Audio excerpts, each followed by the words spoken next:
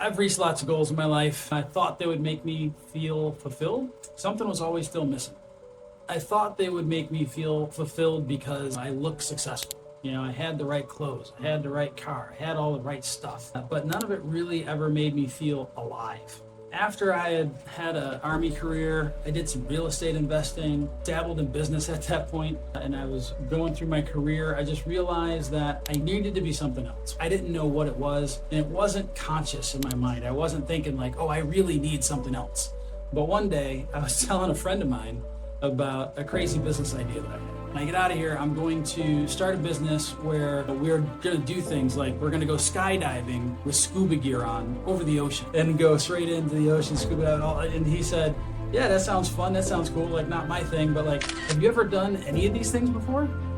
I was like, well, no. He's like, how do you even know you like them? I'm like, are you kidding? Have you met me? Of course I would like that stuff. He's like, you are an idiot. You're gonna go blow up your life someday so that you can try to do this business that you don't even know if you would like it or not. Like, that is the dumbest thing I've ever heard. And it was pretty harsh when he said it, but it hit me in the right way.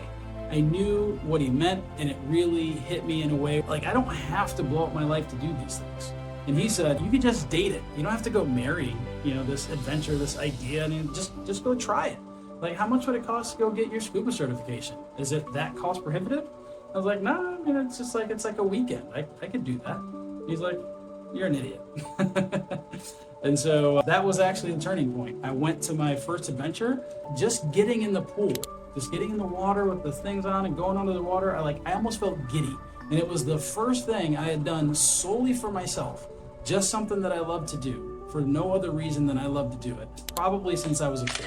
And the whole time I was in the pool, the thought that was just running through my head was like, I'm doing it. Like, I'm doing this. I'm really here. I'm doing it. I can't explain how I felt. I'm generally pretty stoic, but being in that pool was just a feeling that I hadn't had in forever. I don't know how else to describe it other than to say I felt alive. And so that one experiment didn't necessarily change my life, but it was the start of a path where I went down 12 years from then doing adventures. So from that experiment, I went to another and another and another, and to the point where going on these adventures became more challenging. I kept just throwing more challenge at myself to make the adventures better and more meaningful for me.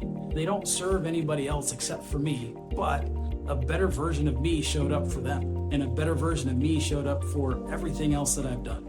So what's your thing?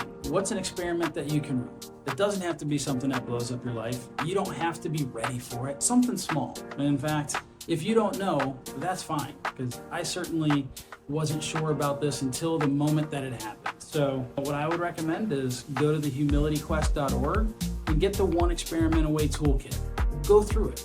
You just need to read the first couple pages and see what triggers for you. Remember to live.